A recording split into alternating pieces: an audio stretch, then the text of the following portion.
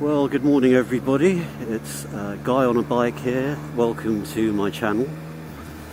Not the best of days, it's a little bit cloudy and overcast, although every now and then, as it's doing just at this moment, the sun is making a brief appearance. But today, given that I have now owned my 2018 Triumph Street Triple R for about 6 months, I thought I'd do a sort of long-term owner's review.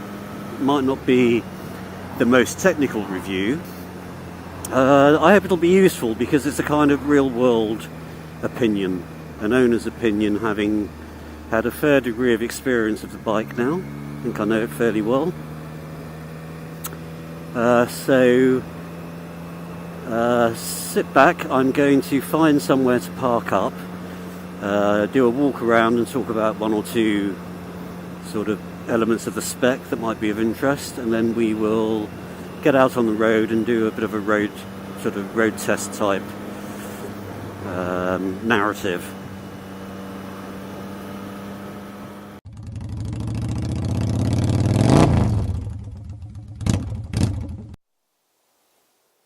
Okay, before I get off the bike, let me just talk momentarily about the screen. This is in its sort of standard white background configuration. If you put it on auto contrast, then in low light conditions the background turns a kind of dark navy and everything is in light relief on it, but it's not changing at the moment because it's a little bit bright for that change to occur. So the standard screen, no matter what layout you go for, will show you miles per hour. It will have the tachometer, the rev counter, gear indication, and petrol gauge. It will also show you what mode you're in. I'll talk about the modes in a second, but if you look in the top left hand corner, that indicates that I'm in sports mode. There are various options along the bottom of the screen which you can toggle. So that shows you that I'm on auto contrast at the moment, although it's not changing right now. Coolant level, trip 1 odometer. I haven't got trip 2 set up, I don't think, at the moment. This is since I last filled up with petrol. This is the total mileage. 2,128 is showing on the odometer, and it's also saying when the next service is due, so another almost 4,500 miles, or December of this year, whichever comes the sooner. So I think I'll leave it there. Let me get off the bike and I'll give you a bit of a walk around.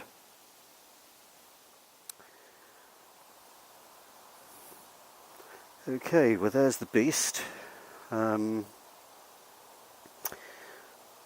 Beautiful thing actually. It took a while to grow on me in terms of the kind of styling, and I think of it now as looking like a wasp or maybe a mosquito. Very insect-like in appearance anyway, so I guess you either like this kind of bike, it's pretty much a naked sports bike, I guess, or you don't. I really do like it, although there are some significant changes in terms of options and additions from standard, so I'm sure I'll forget some of them, but looking at the bike now you can see that I've got the Yoshimura Alpha T can on it. Massive improvement on the stock can, which was 4 kilograms, I think nearly 4.5 kilograms heavier, and had an ugly great black silencer sitting between the header pipes and the end can. I really didn't like it, didn't like the sound much either, and Yoshi was the option I went for. It's got a belly pan, as you can see. I've got some bar end mirrors, fly screen. What else have we got? Frame protectors, you can see those just under the side fairing panel. Fork protectors at the front, bobbins on the back. There are heated grips on the bike. I've got a tail tidy and passenger grab rails as well at the back. I think probably I've covered everything. I don't think I've missed anything significant, but if I believe I have, then I will mention it in passing as we go through. So just have a quick walk around the bike. Mean looking thing from the front, as you can see. Oh, I've upgraded the levers as well. I didn't like the stock levers at all. And particularly the clutch lever now is much more comfortable to use. Okay, so let me talk a little bit about the spec. This is a 765cc liquid cooled double overhead cam inline triple. It's an amazing engine, and testament to that is the fact that it's the engine which from this season is being used in the Moto2 GP series. So I think that's the best recognition that Triumph could ever have hoped for. It makes 16 brake horsepower at, I think it's 12,500 revs, so quite high up the band. In fact, red lines at 12,500. Peak torque is 77 Newton meters, and that's at about 9,000 RPM. So still a little bit high compared to the twin I owned previously, but I found the torque to be quite linear in delivery, and even at, I poodle around in traffic quite a lot at 3,000 to 4,000 revs, and there is absolutely masses of torque available. So I've got no issues with the manner in which that power is delivered whatsoever. 3.5 inch tyre on the front, 5.5 inch on the back. On the front we have twin floating discs with Brembo radial mounted 4-pot calipers. It's the M4 calipers on the front.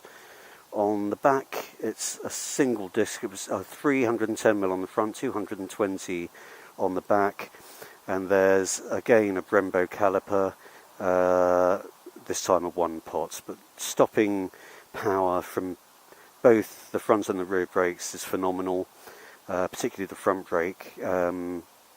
I do use the back brake a lot, obviously, because I ride in traffic, and I've got no complaints whatsoever about that. Suspension again is superb. So on the front they're Showa, I think they're 41mm big piston upside down forks. They're separate function forks, which means you've got the spring on one side and the bulk of the adjustment on the other. I can't remember which way round it goes, but in any event you get the message. One spring and the other fork is really for adjustments. Monoblock Showa shock on the rear. Now this is the low ride height version of the Street Triple R. So on this bike you have adjustment for preload and compression.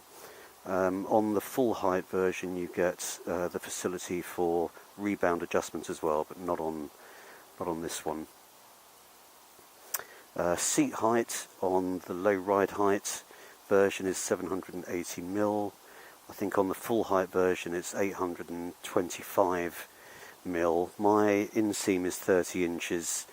I'm probably halfway between the two, but to be honest, I've had a couple of instances where, due to holes in the road or cambers that I hadn't taken account of, if I had been on tippy toes on the full height version, I would probably have had a problem. So I'm more than happy that I've got the low ride height, and there are no compromises in terms of performance, no other changes, everything else is the same. But I think the rake and trail might be slightly different to account for this, the drop of a couple of inches, but nothing to speak of. Performance wise, you wouldn't know that you weren't on the standard height version. There are daytime running lights, LED at the front, as well as the normal headlights, full and dipped. Tank holds 14.1 litres of petrol. According to Triumph, it should do 58 miles to the gallon. So a full tank theoretically would give you 220 miles worth of fuel. Now I've found that I'm doing somewhere between 40 and 50 miles per gallon. I do ride it reasonably hard, and it's constantly in sport mode, so I'm sure I could squeeze 50 plus out of it if I was more careful. I'm not sure if 58 isn't a touch optimistic, but even so, you know, there's a decent fuel range before you're going to have to visit a petrol station and top up again. Dry weight for this bike is 166 kilos. I think it's about 198 kilos wet or thereabout. So I would say it's a pretty light bike. Certainly a lot lighter. It's 4 or 5 stone lighter than the Street Twin that I owned before it. So yeah, I mean, power to weight ratio is superb. Okay, I'm going to put my gloves back on, get back on the bike, and we'll take it for a ride. So I will catch you in a moment. Okay, so I'm just giving some thoughts to how I can maximise the benefits of this ride by getting some time on some fast roads, maybe motorway speeds, some twisties, and also a bit of urban riding in traffic. So let me just talk momentarily about the riding position, which I find incredibly comfortable. Not quite upright, there's a slight lean, but it's not an aggressive lean, and the handlebars are reasonably high. So for me, you know, I have my elbows bent, and I don't find that I'm uncomfortable or putting any strain on my wrists, so it's almost perfect actually.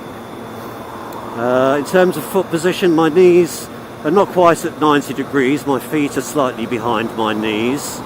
When I first changed from my Street Twin, where the pegs were slightly more forward, I found the angle for my legs quite acute, but now I'm used to it. I'd describe it as anything but acute.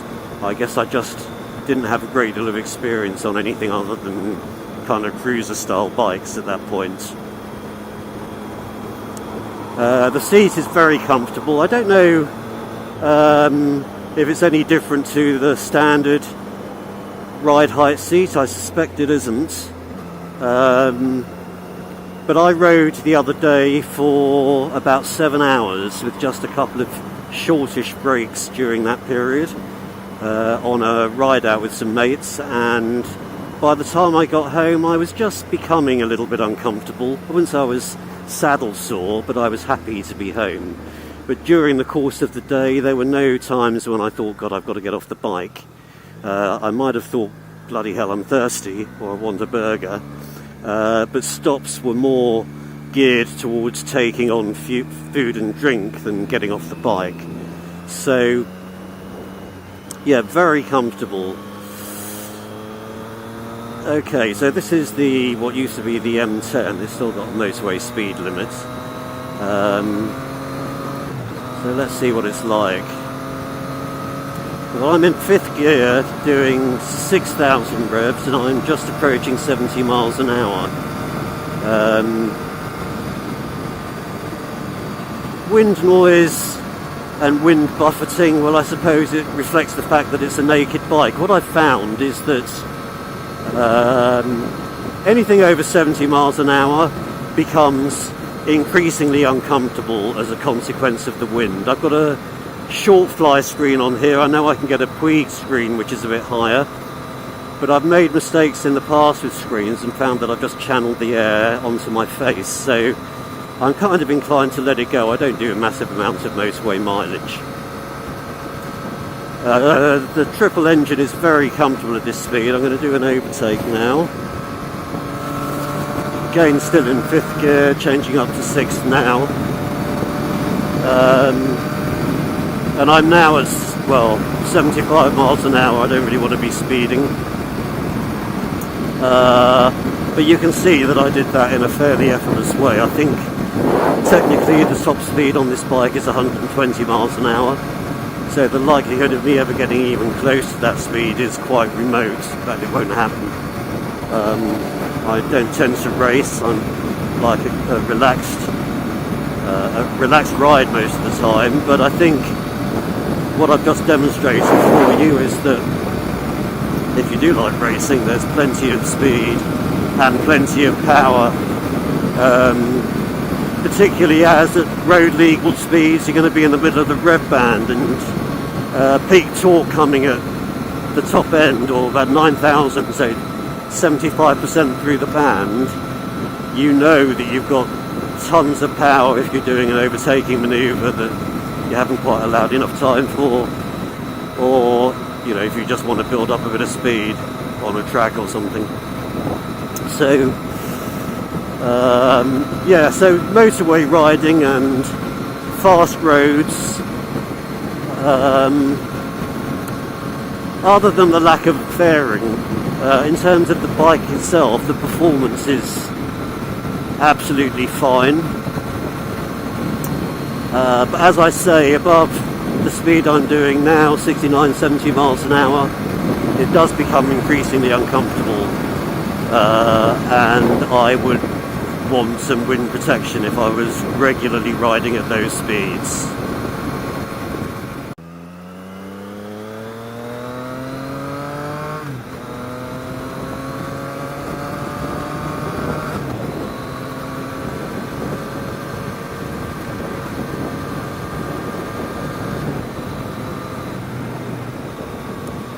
Yeah, as I feared, I don't think I'm going to be able to open the bike up particularly. Although we're going through a 50 mile an hour limit, I'm fairly sure that a little further up there's a slightly better stretch of road. So let's just see how it goes. In a general sense though, on sort of single track B roads and slower A roads, where you do have a chance of hitting the national speed limit, I think in a way it's almost the perfect environment for this bike. It has a fantastic lean angle, it's incredibly responsive. You only have to think about navigating a bend and you're round it before you know it. And I know a lot of people say that about their bikes, but it really does seem to be true with this one.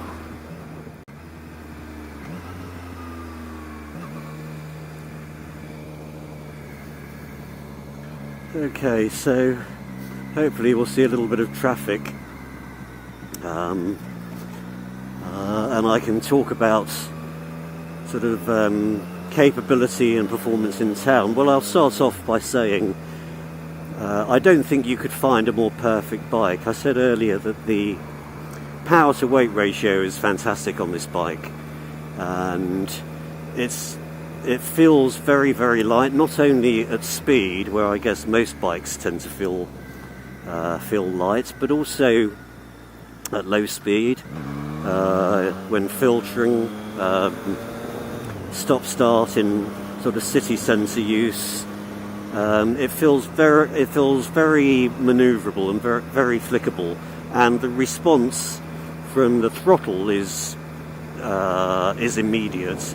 Now, I did mention earlier that I ride it pretty much all the time in sport mode. There are 3 modes on this bike: rain, road and sport. I was in sport after about a week of ownership actually. And throttle response is probably noticeably sharper than in the other 2 modes. The only thing I would say, in fact, when in sport mode, it can almost feel a little bit snatchy if you're in a low gear, say 2nd or 3rd gear, and hovering around 2,000 to 3,500 revs, which you might well be doing in town, because that's the nature of riding in the city, right? But if the road you're on is a little bit bumpy, that kind of manifests itself in what can seem like a slightly snatchy throttle response. But once you understand why that's happening, and you can make allowances for that, I'd say generally the fueling is absolutely spot on, and there's a very noticeable difference in the three modes. Yes, thank you. Good boy. I haven't really found as much traffic as I wanted, so you may have to take my word for it that in traffic and city environments, then this is a bike which is going to work for you.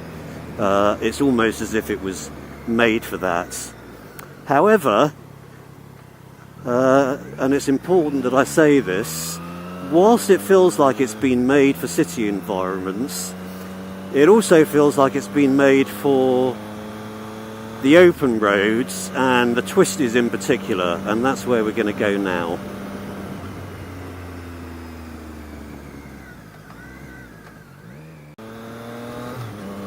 Well, that's typical, isn't it? We get to the national speed limit stretch, and there are warning signs of a skid risk. Maximum speed 20 miles an hour. So I guess that's pretty much put paid to what I had intended to do in terms of a ride. Although I can't really see what the issue is here. There's no loose gravel. Granted, there are no road markings, so I'm not quite sure if this is the top coat for the road surface, but it's pretty sound. It looks pretty sound to me. I'm going to have to take it easy though, because obviously I'm not sure if I'm going to be pushing the capabilities of my bike in terms of traction on this surface. I can still enjoy a bit of a hoot around these bends though. And as I kind of hinted at earlier, oh yeah, there is some movement there. I've got to be a little bit careful. As I hinted at earlier, I think if there is an ideal environment for the street triple, R as opposed to RS, because RS owners would probably say it's the track, but for the R, then it's the kind of roads that we've just been through, because this bike was absolutely made for them.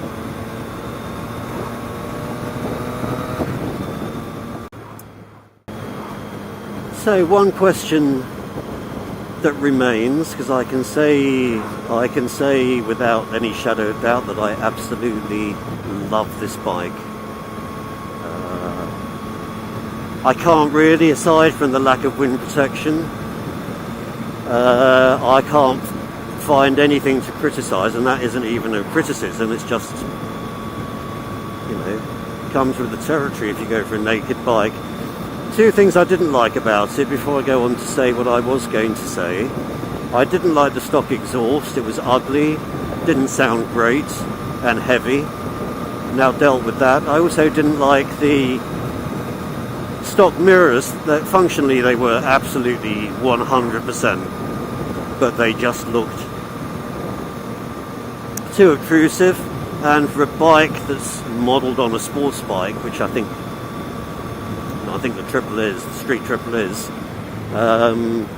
they were just, I think they were kind of incongruous. So much happier with the look of the bike once I put these bar ends on. They're a tiny bit vibey. I think Triumph bar end mirrors are known for being a little bit vibey at high speed, but to be honest, by then